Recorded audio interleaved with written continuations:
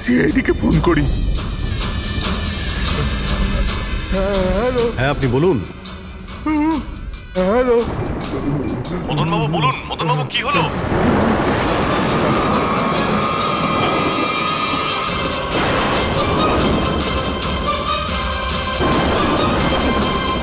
না না,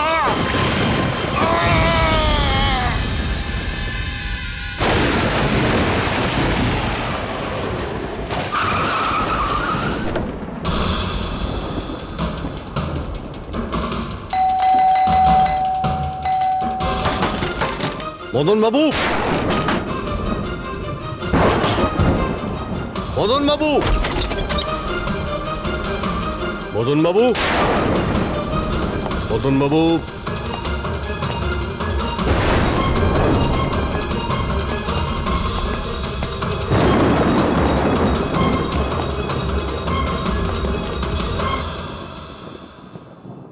দয়া,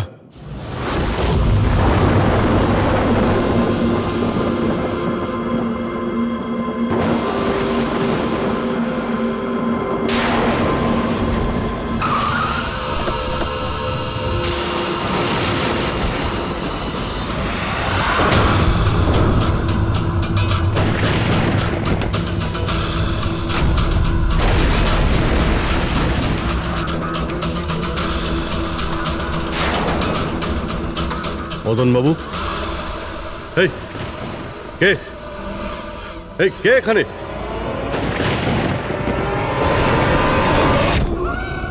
এটা কি?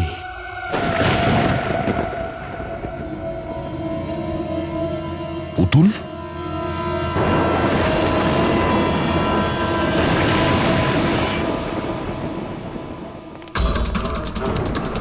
অভিজিৎ, স্যার, আমরা দেরি করে ফেলেছি।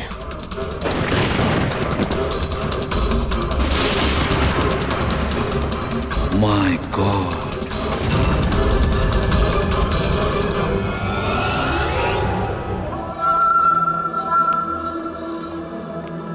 এই নে। আস্তে আস্তে আস্তে।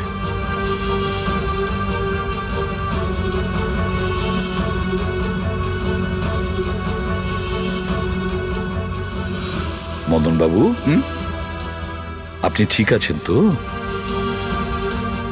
কেন, কি হয়েছে আপনার? কেউ আছে যে আমাকে প্রাণে মারতে চায়? কে?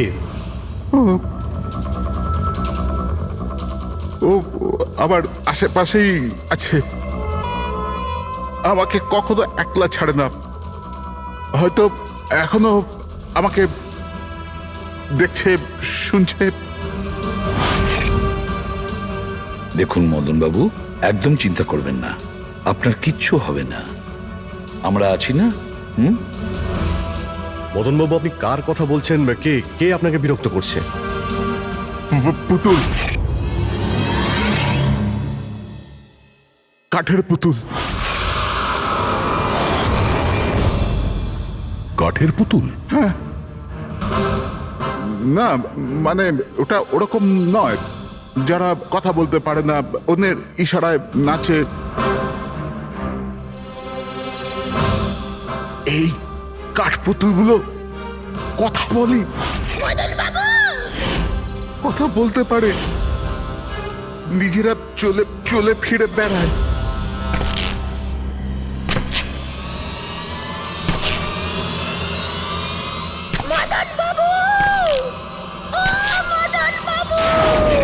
কথা বলা কাঠের পুতুল? হ্যাঁ, আমি জানতাম আপনাদের আমার কথা বিশ্বাস হবে না, কিন্তু কথাটাই এরকম যে কেউই করবে না। স্যার, আপনি এরকম কোনো পুতুলের ব্যাপারে শুনেছেন কখনো? না। জানেন কিছুদিন আগে আমার সাথে কি হয়েছিল? ওই দিন আমার জন্মদিন ছিল, ঘরের বেল বাজলো, তো আমি ভাবলাম যে আমার বন্ধুরা আমার সঙ্গে দেখা করতে এসেছে।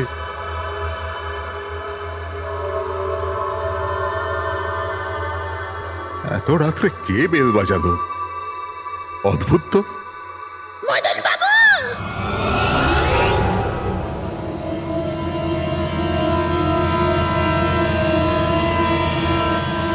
কে?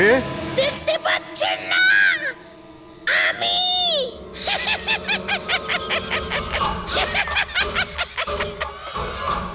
আরে আমি, এত অবাক হওয়ার প্রয়োজন নেই। জানেন কি এখানে আমি কেন এসেছি? কেন? তোমার প্রাণ নিতে। কি?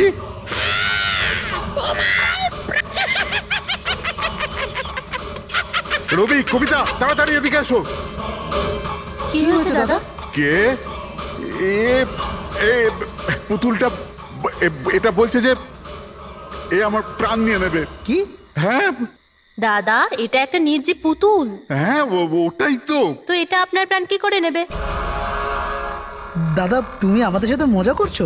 হ্যাঁ, না, তোমরা কি বলছো রবি? আমি এরকম অদ্ভুত মজা কেন করব, তাও আজকের দিনে? আরে আমি নিজে শুনেছি যে ও বললো যে ও মেরে ফেলবে এক আমাকে। মিনিট, আমি দেখছি। কি? আস্তে আস্তে রবি। শান্ত হন।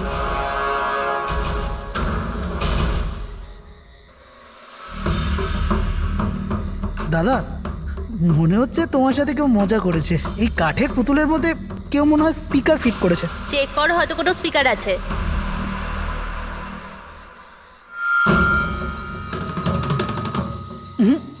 না, এখানে তো কিছু নেই। এখন কোথায় ওই পুতুলটা? কি করে থাকবে? আমি ওই সময় ওকে একদম ভেঙে চুরে জ্বালিয়ে দিয়েছি, শেষ করে দিয়েছি। হুমকি দিচ্ছিল আমাকে, ওকে আমি কিভাবে এমনি ছেড়ে দিতাম? আপনি কি সত্যিই দেখেছিলেন? হ্যাঁ, আমি মদনবাবু, এটা হতে পারে যে আপনি কোনো স্বপ্ন টপ্ন দেখেছিলেন। না, আমি দেখেছিলাম ও একলা। আমি আর একবার নয়, এরকম আমার সাথে বেশ কিছুদিন পর। আমার মনে হয় মদন বাবুকে মারার সব থেকে ভালো উপায় এই যে ওনার বুকে ছুরি ঢুকিয়ে দিয়ে। এতে তো পুরো মেঝে রক্তে খারাপ হয়ে যাবে। সবচেয়ে বেস্ট উপায় হলো মদনবাবুকে বিষ দেওয়া হোক। একটা কাজ করা যাক, কেন না ওনার গলায় টিপে দেওয়া যাক।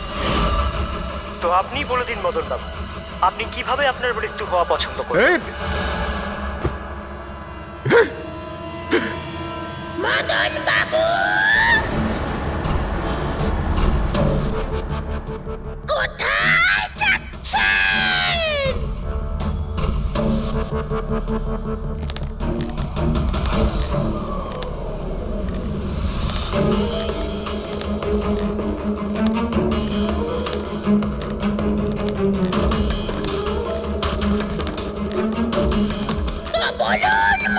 বাবু।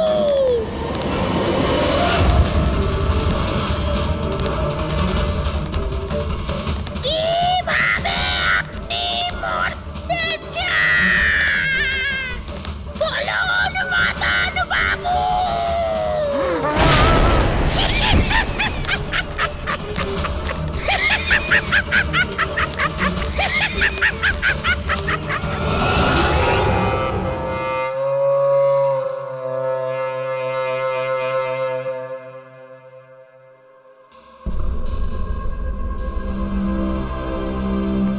সত্যি মদনবাবুর প্রাণ সত্যি সংশয় ছিল। উনি সত্যিই বলছিলেন, কোনো ভ্রম ছিল না। এর মানে স্যার মদন বাবুর খুন এই পুতুলটা করেছে? কি যে বাজে কথা বলো না, পুতুল আবার খুন করতে পারে নাকি? তাহলে স্যার খুনটা করলো কে? সেই ফেডরিক যে কাঠের পুতুলের খেলাটা ভালো করে জানে। যখন আমরা এখানে এসেছিলাম তখন এই পুতুলটার হাতে এই ছুরি ছিল। সমস্ত প্রমাণ তো এর দিকেই আঙুল তুলছে। তাহলে খুন এই করেছে।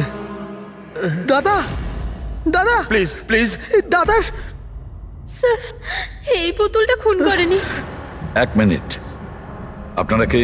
স্যার আমি কবিতা, ওনার স্ত্রী, আর ইনি মদন দা, ওনার বড় ভাই। উনি হলো রবি। তাহলে আপনারা এতক্ষণ কোথায় ছিলেন, কি করছিলেন? স্যার আজ আমাদের ম্যারেজ অ্যানিভার্সারি, সেজন্য আমরা বাইরে ডিনার করতে গেছিলাম। আমরা মদন দাকেও বলেছিলাম সাথে যেতে, কিন্তু উনি বারণ করে দিলেন। আর এইসব আপনি বলছেন যে মদনবাবুর খুন এই পুতুল করেনি? হ্যাঁ স্যার, এই পুতুলটা খুন করেনি। আপনি কি জানেন খুনিকে? আমার পুরো বিশ্বাস ওনার খুন সাদুল করেছে। উনি উনি ওনার উপর বদলা নিতে চেয়েছিলেন। আচ্ছা, যার কথা বলছেন সে কে? কিসের প্রতিশোধ নিতে চাইছে? সাদুল একজন ভেন্টাকলিস্টার ভয়েস ওভার আর্টিস্ট ছিল। মদনদা আর রবির বড়দা অঙ্কুশদার ছোটবেলার বন্ধু। অঙ্কুশদা ছোটবেলা থেকেই সাদুলকে খুব ভালোবাসতো। যখন উনি দেখলেন সাদুল জীবনে কত ঠোকর খাচ্ছেন, তো 5 বছর আগে উনি নিজের বাড়িটা সাদুলকে দিয়ে দিলেন, যাতে উনি ওনার থিয়েটার গ্রুপ চালাতে পারেন। যদি ওরা কোনোদিন অঙ্কুশদাকে ভাড়ার টাকা দিতে পারেনি, কিন্তু অঙ্কুশদার এই নিয়ে কোনোদিনই কোনো দুশ্চিন্তা হয়নি, কারণ উনি জানতেন যে এই কলাতে অত পয়সা পাওয়া যায় না। সাদুল আর ওনার স্টুডেন্টরা অঙ্কুশদার বাড়ি থেকেই নিজেদের ভেন্ট্রালোকুইজমের প্র্যাকটিস করত। পুতুল দিয়ে কথা বলানো এই শিল্পের ঘন্টার পর ঘন্টা বসে রিহার্সাল করত। তাহলে একটা কথা তোমরা ভালো করে বুঝে নাও, ভেন্ট্রিলোকিজম এই শিল্পটা সহজ নয়, কিন্তু এটা আবার এতটাও মুশকিল নয়। এই শিল্পটা করার যে পদ্ধতি, এটার নামেই লুকিয়ে আছে। ভেন্ট্রিলোকিজম একটা ল্যাটিন শব্দ, যাতে ভেন্টারের মানে হচ্ছে পেট আর লোকি মানে হচ্ছে বলো। তাহলে ভেন্ট্রিলোকিজমের অর্থ পেট দিয়ে বলো।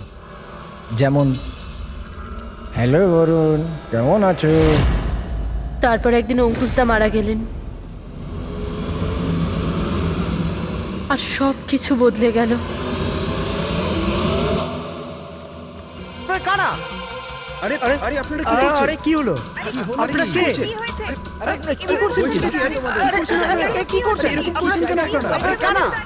কি হয়েছে?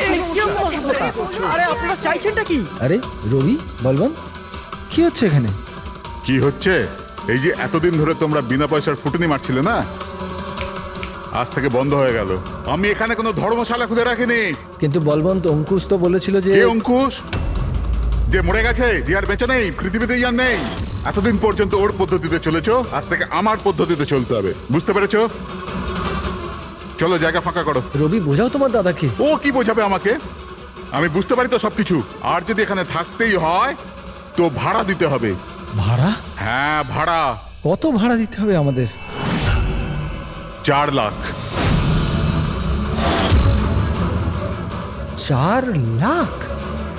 4 লাখ টাকা তো আমাদের কাছে নেই। নেই যখন তখন খালি করো, না হলে আমি পুলিশকে ডেকে তোমাদের সবাইকে জেলে পাঠিয়ে দেবো, আর ওখানে থাকবার জন্য কোনো ভাড়াও দিতে হবে না।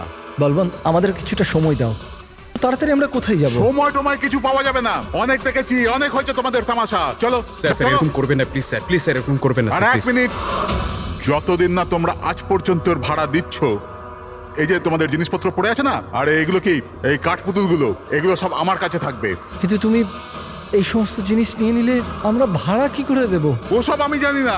স্যার এরকম করবেন না স্যার, আমরা আপনার সব টাকা মিটিয়ে দেবো স্যার, প্লিজ।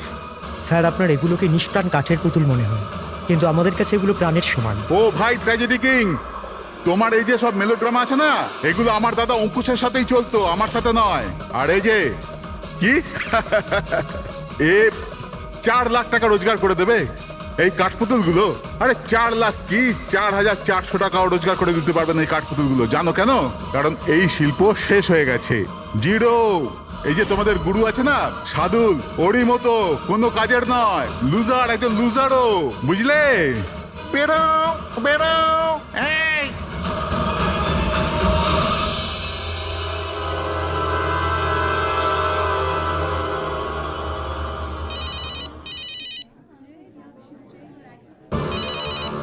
এও না। কে দাদা? আবার কে? সাদুল বারবার আমাকে এভাবে ফোন করে হুমকি দিচ্ছে। আমি দেখছি। হ্যালো। আমি আসছি তোকে মারতে, এবার তোর জীবন কিছুদিনের অতিথি মাত্র। হ্যালো দাদা, আমার মনে হয় আমাদের পুলিশ স্টেশনে যাওয়া উচিত। পুলিশ ডিপার্টমেন্টে আমি একজনকে চিনি, হয়তো ও আমাদের সাহায্য করতে পারে। হ্যাঁ দাদা, আমি এটুকু বিশ্বাস করতে পারিনি যে এই সাদুল এত বড় পাগল হবে। আমাদের পুলিশের কাছে যাওয়া উচিত। কোনো লাভ নেই, এই সাদুল নিজের মোবাইল থেকে ফোন করছে না, কোনো ল্যান্ডলাইন নাম্বার থেকে করছে। Landline number? আমি খোঁজ নিচ্ছি নাম্বারটা কোথাকার। কি? এটা কি বলছো তুমি? হ্যাঁ ঠিক বলছি, এই নাম্বার এই হসপিটালের মর্গ রুমের। সাদুল আমাকে হসপিটালের মর্গের রুম থেকে কেন ফোন করবে? এই নাম্বার থেকে এনাদের কাছে ফোনে হুমকি দিচ্ছে, কাল রাত আর আজ সকালেও দিয়েছে, টানা 3 দিন ধরে আসছে। কে করছে এই কল? স্যার এই ফোন দিয়ে কারোরই ফোন করবার কোনো অনুমতি নেই। আমি সারাদিন এখানেই থাকি, এই ফোন থেকে কেউ কোনো ফোন করেনি। তাহলে তুমি নিশ্চয়ই কল করেছো। স্যার আমি কেন ফোন করব? আমি তো আপনাদের চিনিও না। হ্যাঁ হতে পারে তুমি সাদুলের কথা করেছো। কি নাম বললেন আপনি? সাদুল। সাদুল? এই যে এ হলো সাদুল, চেনো তুমি একে? এ আপনাদের কি করে কল করবে? কেন করতে পারবে না কল?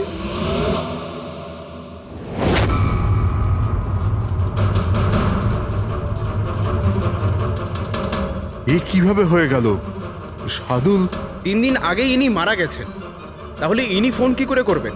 কিন্তু এর মৃত্যু হলো কিভাবে? ইনি ড্রিঙ্ক করেছিলেন, একটা গাড়ি এনাকে উড়িয়ে দিয়ে চলে গেছে, ওখানেই ওনার মৃত্যু হয়।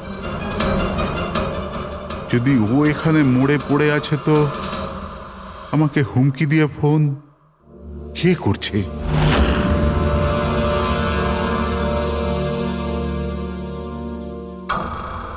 স্যার, হ্যাঁ, পুলিশের রেকর্ড অনুযায়ী তো এই সবকটা কল মর্গের ল্যান্ডলাইন থেকে এসেছিল। কিন্তু মর্গেন ল্যান্ডলাইন তো কেউ ইউজই করে না, তাহলে সব কি করে? পূর্বী ভালো করে চেক করো, দেখো ব্যাপারটা কি। মনে হচ্ছে ব্যাপারটা গোলমেলে। স্যার হ্যাঁ, উনি কিচ্ছু জানতে পারবেন না, আপনি এরকম কেন বলছেন? কারণ সিআইডি স্যার জীবিত লোকেদের ধরতে পারে, আত্মাদের নয়। আর আমি জানি এটা সাদুলের আত্মাই করেছে। দেখুন, এই আত্মা বলে কিছুই হয় না। আর আপনি একজন এডুকেটেড পার্সন হয়ে এইসব বলছেন? আপনিও তো পড়াশুনো জানা, আপনি বলুন না, একটা লাশ মর্গ থেকে ফোন কি করে করতে পারে? কি করে ওই মদনদার সাথে ওই পুতুলটা কথা বলতে পারে? স্যার তাদের এটা নর্মাল মনে হচ্ছে। আপনারাও এমন কিছু ফিল করেছেন যেটা মদনবাবু করেছিলেন? হ্যাঁ স্যার। না, বাঁচাও, আমি তোমাদের ছাড়বো না। তোমরা খুব বিরক্ত করছো আমাকে, তোমাদের সবাইকে মেরে ফেলবো আমি, ছাড়বো না। দাদা, সরে যাও। না, দাদা কি হলো? এদিকে আসবে না। আরে কিন্তু দাদা এটা কি করছো তুমি? দাদা কি? কাঠপুতুল আছে এখানে, সরে থাকো। কাঠের পুতুল? আমাকে মারতে এসেছে, আমি বলেছিলাম না। দাদা 1 মিনিট কথা দাদা এটা কি শোনো। করছো তুমি? রবি, এই এই আওয়াজটা উপর থেকে আসছে। হ্যাঁ, কিন্তু উপরে তো কিছুই নেই, পুরো তো স্টোর রুম আছে আর একটা বন্ধ ঘর আছে। Store room? হ্যাঁ, ওই স্টোর রুমের মধ্যেই তো আমি সমস্ত কাঠপুতুলগুলো একটা বড় বাক্সের মধ্যে তালা লাগিয়ে বন্ধ করে রেখেছি। কাঠের পুতুল? ওগুলো সব বাইরে চলে এসছে। কিভাবে? কি?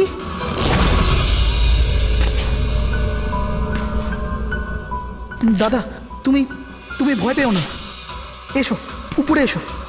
রবি, কিন্তু চলো আস্তে আস্তে। সামলে।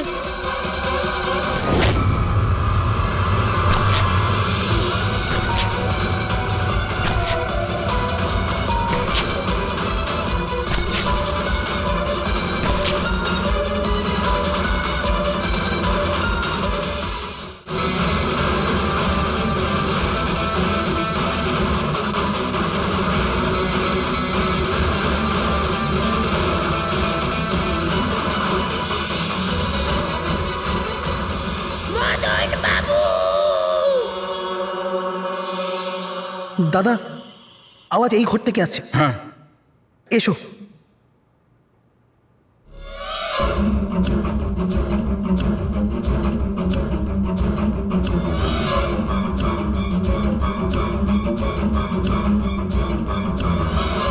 মদন বাবু,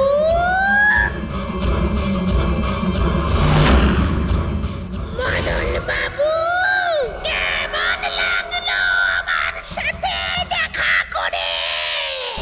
ভাবলাম মারবার আগে একবার দেখা তো করে নি। আমি বুঝেছিলাম না কথা বলে। স্যার, মদন দাদা সব পুতুলগুলোকে বাক্সে বন্দি করে রেখেছিল, কিন্তু কি করে জানি না এই পুতুলগুলো কোথা কোথা থেকে বেরিয়ে আসছিল। আমরা ওই বাক্সটাও দেখতে চাই, ওই রুমটাও যেখানে ওই তোমরা কাঠের পুতুলটা দেখেছিলে, সেটা কোথায়? স্যার, দুটো ঘরই উপরে স্যার। চলো দেখাও। আসুন স্যার।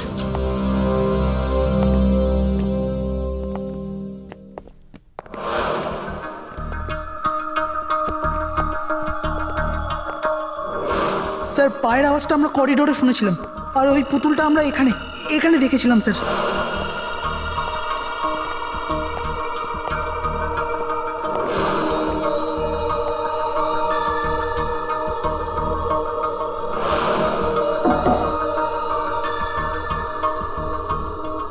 আচ্ছা, এটা বলুন যে এই রুমটা এত ফাঁকা কেন? স্যার, আমি ভেবেছিলাম কি এখানে ট্রেডমিল আর বাইসাইকেল রাখবো, একটু এক্সারসাইজ করব, কিন্তু সময় পাইনি।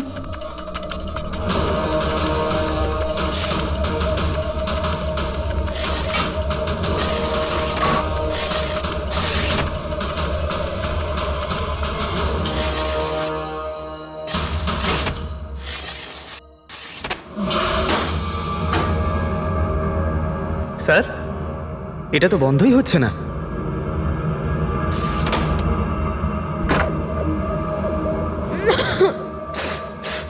আসুন স্যার। স্যার, এই ওই পেটিগুলো যেখানে পুতুলগুলো বন্ধ করা আছে। একটু লাইটটা অন করবেন? হ্যাঁ।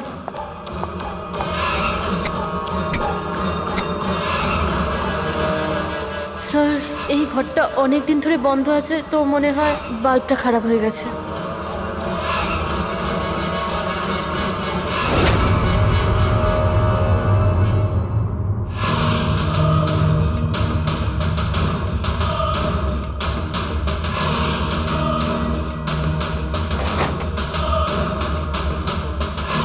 স্যার, প্রত্যেকটা বক্সে তালা লাগানো আছে।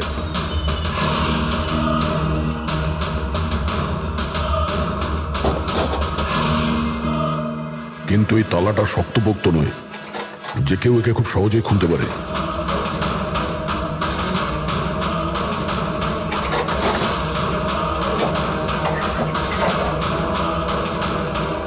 এতগুলো পুতুল,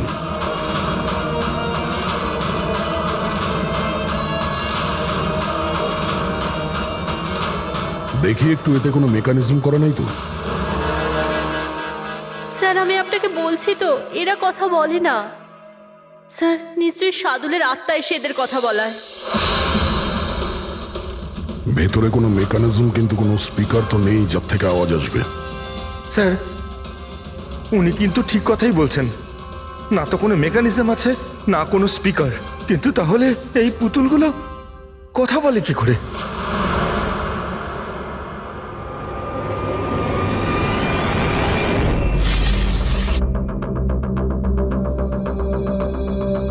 লকটা কি খারাপ? লোকটা খারাপ স্যার। এখান থেকে তো সহজেই কেউ ভিতরে ঢুকতে পারে। সিঁড়িও রয়েছে আর পাইপও রয়েছে, যে কেউ সহজেই ঢুকতে পারে। আর যে সহজে এই রুমে ঢুকতে পারে সে বাক্সতে বন্ধ থাকা কাঠের পুতুলগুলোকে উঠিয়ে বাইরে যে কোনো জায়গায় রাখতে পারে, যেভাবে এখানে রাখা ছিল তোমাদের ভয় দেখানোর জন্য। স্যার মানে মানে এটা কোনো আত্মা নয়। আরে ওই আত্মার কথা ছাড়ো তো, আত্মা হয়ই না। এটা সেই হতে পারে এই বাড়ির প্রত্যেকটা কোণা সে চেনে, প্রত্যেকটা কোণা। আর তাছাড়াও কাঠের পুতুলের ব্যাপারেও খুব ভালো মতো জানে। আর এরা হতে পারে সাদুলের স্টুডেন্ট। সাদুলের স্টুডেন্ট খোঁজ নিয়ে দেখতে হবে যে সাদুলের স্টুডেন্টস এই মুহূর্তে কোথায় আছে আর কি করছে। হাই, আমার নাম হলো ফ্রিডা। আমার নাম দীপেশ। আমার নাম হলো তরুণ। আর আমার নাম লোচন।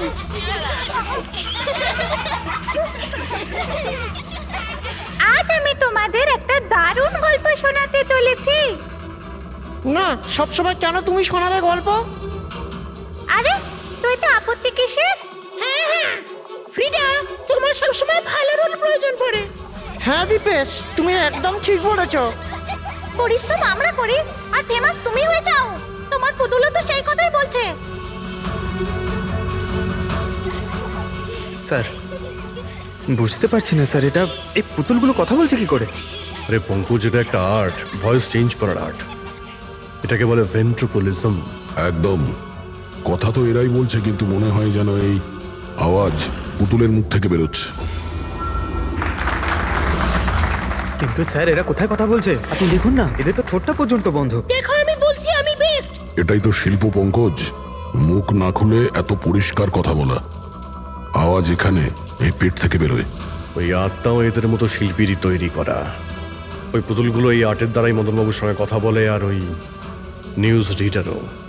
কিন্তু স্যার এরা তো পুতুলগুলোকে হাত দিয়ে নাড়াচ্ছে স্যার। হ্যাঁ, এরকমই তো হয় পাপেট শোয়ে। কিন্তু মদন বাবু ওই পুতুলটা দেখেছিল স্যার, ওটাতে কেউ হাত দিয়ে নাড়াচ্ছিল না, আর না কথা বলছিল এভাবে।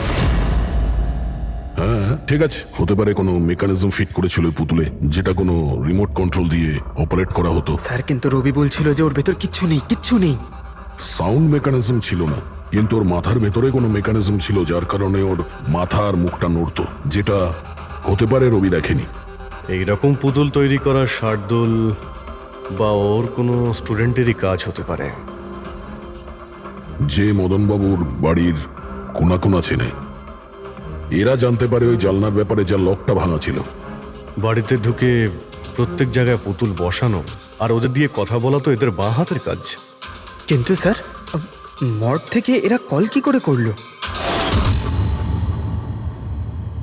স্যার হ্যাঁ স্যার স্যার জানতে পেরে গেছি যে মর্গ রুমের ফোনগুলো কিভাবে আসছে। কিভাবে?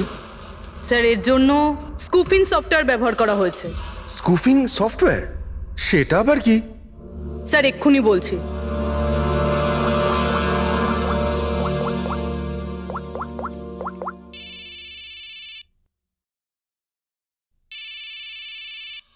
কি যন্ত্রণা!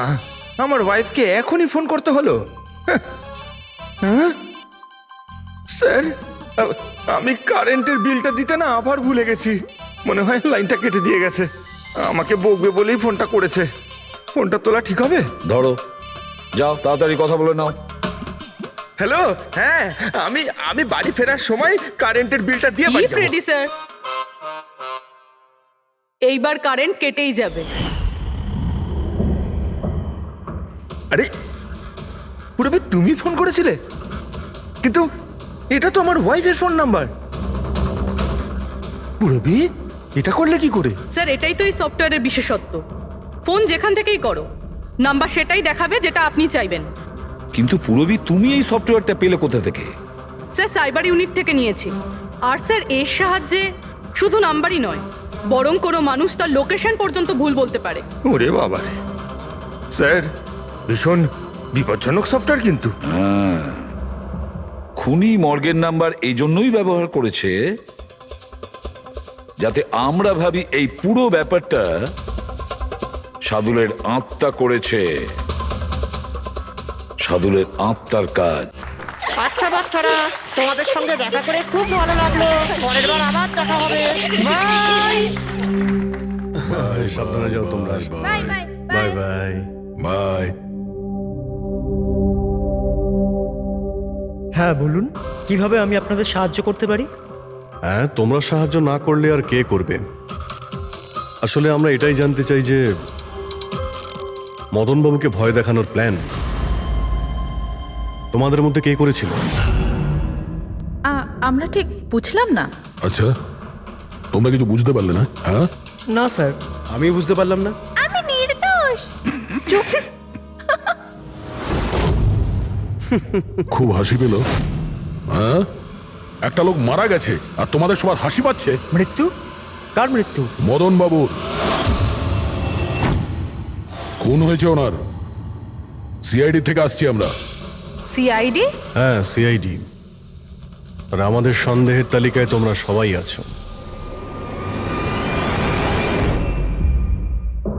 কাল তোমরা কোথায় ছিলে? কাল আমি আমার বন্ধু শালিনীর বাড়িতে ছিলাম। ওর বাড়ির লোকদের জিজ্ঞেস করতে পারেন। আর তুমি তুমি কোথায় ছিলে? স্যার আমরা লোচন আর আমি একটা শোয়ের জন্য গিয়েছিলাম পুনেতে, আজ সকালেই ফিরেছি। পুনা? কিসে গিয়েছিলে পুনায়? ক্যাব বুক করে। আমার কাছে ইনফরমেশন আছে, আপনি চাইলে দেখতে পারেন। এই দেখুন। কি ব্যাপার, এত ঘামছো কেন তুমি? হ্যাঁ, কাল রাতে তুমি কোথায় ছিলে?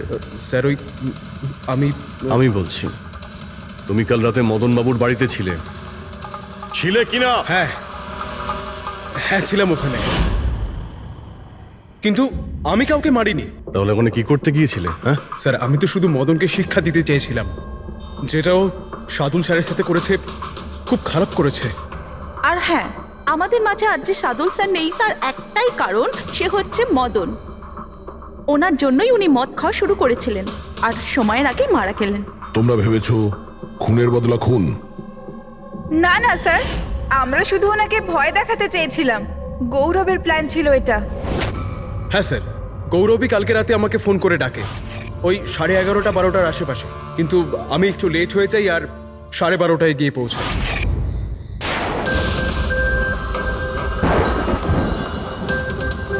আজ তো এমনিতেই অনেক লেট হয়ে গেছি, মেরেই ফেলবে গৌরব আমাকে।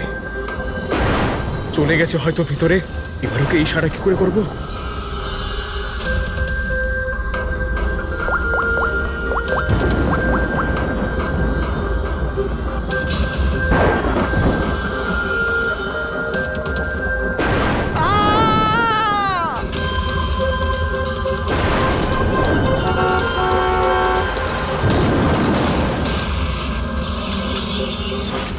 গন্ডগোল তো করেই ফেলেছ, মদনবাবুর খুন হয়ে গেছে। স্যার, আমার এই খুনের সাথে কোনো রকম সম্পর্ক নেই। আর গৌরবের? স্যার, এটা তো গৌরবই বলতে পারবে, তাই না? ঠিক আছে, গৌরবকে ডাকো। কোথায় ও? গৌরব তো এখন গোয়াতে আছে। গোয়া? গোয়াতে কেন? স্যার, এটা জানি না। ওকে কিন্তু বাঁচানোর চেষ্টা করবে না, নাহলে তুমি ফেসে যাবে, বুঝেছো? না স্যার, এরকম ব্যাপার নয়। কালকে রাতে যখন ওকে আমি ফোন করি তখন ওর ফোন বন্ধ ছিল। আজকে সকালে মেসেজ আসে আমার কাছে। মেসেজ দেখাও তো। স্যার, কাল রাত্রে যেটা হয়েছিল সেটা হওয়ার কথা নয়। আমি গোয়া পৌঁছে গেছি কিছুদিন গা ঢাকা দেওয়ার জন্য। কিন্তু এ গোয়াতে কখন পৌঁছলো আর কিভাবে? যখন আমরা ক্রাইম সিনে পৌঁছেছিলাম তখন তো ও ওখানে ছিল না। হ্যাঁ, যদি আমরা এটাও ভেবে নিই যে যখন আমরা ওখানে পৌঁছলাম তার ঠিক আগে ও ওখান থেকে বেরিয়ে গেছে, তাহলে ও গোয়া কি করে পৌঁছবে? খুন হয়েছিল রাত 1টার সময় আর তারপরে আমরা ওখানে পৌঁছেছি। ফ্লাইট নেই গোয়া যাওয়ার জন্য। স্যার, হতে পারে ফ্লাইটে না গিয়ে বাসে বা গাড়ি করে গেছে হয়তো। না পঙ্কজ, ড্রাইভ করে গোয়া পৌঁছতে মিনিমাম 12 ঘন্টা লাগে, আর এই মেসেজটা এসছে সকাল 9টার সময়। মানে গোয়া পৌঁছানোর আগেই ও মেসেজ করে দিয়েছে যে ও গোয়া পৌঁছে গেছে। পঙ্কজ, খোঁজ নিয়ে দেখো যে গৌরবের ফোনের লাস্ট লোকেশন কোথায় দেখাচ্ছে। তুমি গৌরবের নাম্বারটা দাও, আচ্ছা ঠিক আছে, থ্যাংক ইউ। স্যার স্যার গৌরবের শেষ লোকেশন ছিল ওই মদনবাবুর বাড়ি, আর কাল রাত 11:30টার সময় ওর মোবাইল বন্ধ হয়েছে। 11:30। Hello, thank you sir. Gaurav নামের কোনো ব্যক্তি গোয়ার কোনো ফ্লাইটেই ছিল না, না আজকে সকালে না কাল রাতে। আর তাছাড়া স্যার, একে কোনো এয়ারপোর্টে সিসিটিভি ফুটেজেই দেখা যায়নি। মানে আমাদের সন্দেহ একদম ঠিক, গৌরব এখানেই আছে। তাহলে ও বা অন্য কেউ ওর ফোন থেকে এই মেসেজটা পাঠিয়েছে যে ও গোয়া চলে গেছে। কিন্তু স্যার, কেউ এরকমটা করবে কেন? সেটা তো আমি জানি না ফ্রেডি, কিন্তু একটা কথা আমি বুঝতে পারছি না, গৌরব তো চাইলে যে কোনো সময় মদনবাবুকে মারতে পারতো। এসব নাটক করার কি প্রয়োজন ছিল? আর ওরার চারজন এই কাঠপুতুলের খেলাটাই বা কেন খেলছিল? আর ও যদি মদনবাবুকে মেরেই থাকে তাহলে ওর চারজন বন্ধুকে কেনই বা বললো না? সন্দেহটা আমার এইখানেই। এর একটাই কারণ বস, হতে পারে গৌরবকে তাড়াহুড়োতে মদনবাবুকে মারতে হচ্ছে যখন ও ধরা পড়ে যায়। আর না হলে খুনি গৌরব না, অন্য কেউ। স্যার, খুনি যদি অন্য কেউ হবে তাহলে এই গৌরব কোথায়? হতে পারে খুনি গৌরবকে মেরে গায়েব করে দিয়েছে, আর আমাদের সামনে এমন প্রমাণ ফেলে দিয়েছে যে আমাদের মনে হয় যে ও পালিয়ে বেড়াচ্ছে, গোয়াতে আছে ও। এই লোকটা ভাঙা রয়েছে। এই জানলা দিয়ে গৌরব আর ওর বন্ধুরা ভিতরে আসতো আর মদনবাবুকে ভয় দেখাতো।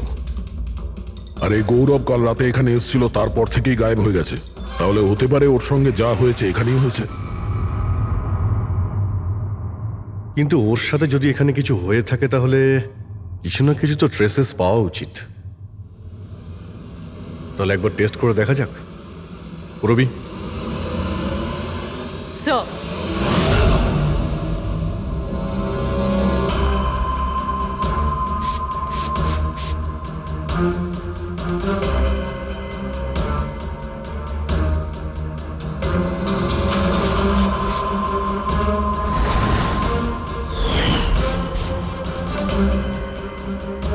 স্যার আপনার সন্দেহ ঠিক ছিল, এখানে তো রক্ত রয়েছে। ও যখন এই দরজা দিয়ে বাইরে বের হয়েছিল তখনই ওর ওপরে কেউ আক্রমণ করে। স্যার এদিকে তো কোনো চিহ্নই নেই। ওদিকটা দেখো। এই যে স্যার, ওখানেও দেখো।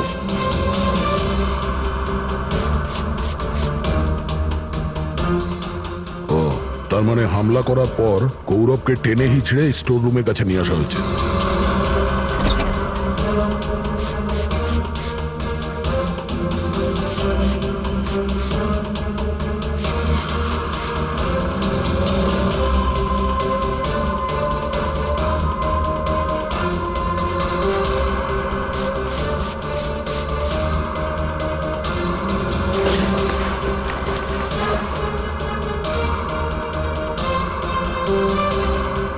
রক্তের দাগ তো এতটা অবধি রয়েছে, তার মানে গৌরবকে এখানেই। আর আমরা এখানে এলাম কিন্তু আমরা জানতেই পারলাম না। আর তারপরও গায়েব হয়ে যায়। মনে হচ্ছে এখন বডিটাকে কোথাও পুঁতে দিচ্ছে এই বাড়ির লোকেরা।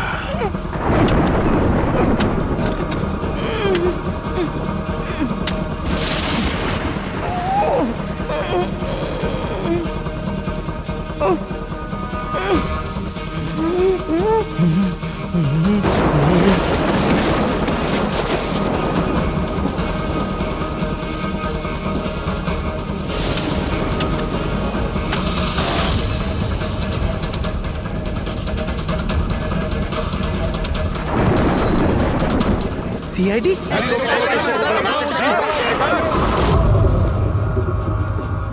সরে যাও। পিছিয়ে যাও। স্যার, হ্যাঁ, জীবিত আছে। তাড়াতাড়ি হসপিটালে নিয়ে যাও। তোমরা কবর দিতে চাইছিল ওকে? হ্যাঁ, কিন্তু আপনি কি করে জানলেন আমরা এখানে? আজকাল মোবাইলের মাধ্যমে আমরা অপরাধীকে ধরে ফেলি।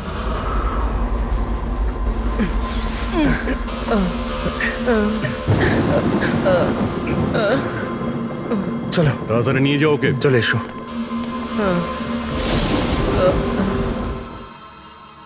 ওই স্বার্থপর আর লোভী মানুষটার মরে যাওয়াই ঠিক ছিল। অঙ্কুশদা মারা যাওয়ার পর মদনদা নিজেই সব প্রপার্টি দখল করতে চেয়েছিল। আমরা কি পেতাম? লবণঙ্গা। আমরা এই প্ল্যানটা তখন বানালাম যখন বাড়িতে ওই কাঠপুতুলের ঘটনাগুলো ঘটছিল। আমরা জানতাম স্যার কোনো আত্মা টাত্মার চক্কর নয়, এই জন্যই আমরা এক রাত জাগলাম যাতে এই পুতুলটার রহস্যের পর্দা খুলতে পারি। আর তারপরে তোমরা গৌরবকে ধরে ফেলো। হ্যাঁ,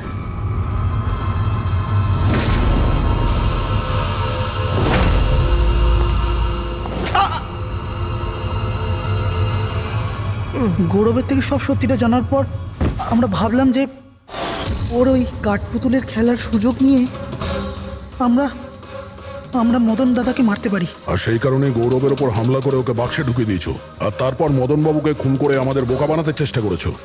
আর এটা দেখাতে চেয়েছিলে যে খুন পুতুল করেছে। হ্যাঁ, আমরা জানতাম যে সিআইডি কখনোই আত্মাদের গল্প আর পুতুলদের খেলার উপর বিশ্বাস করবে না, আর আপনারা সোজা সন্দেহ করবেন সাদুলের স্টুডেন্টদের, বিশেষ করে গৌরবের ওপর।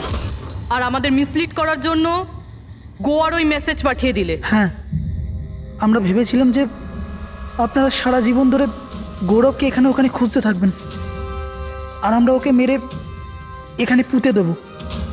টাকার জন্য তোমরা নিজের দাদাকে মেরে ফেলেছ। কি করবে এই টাকা নিয়ে?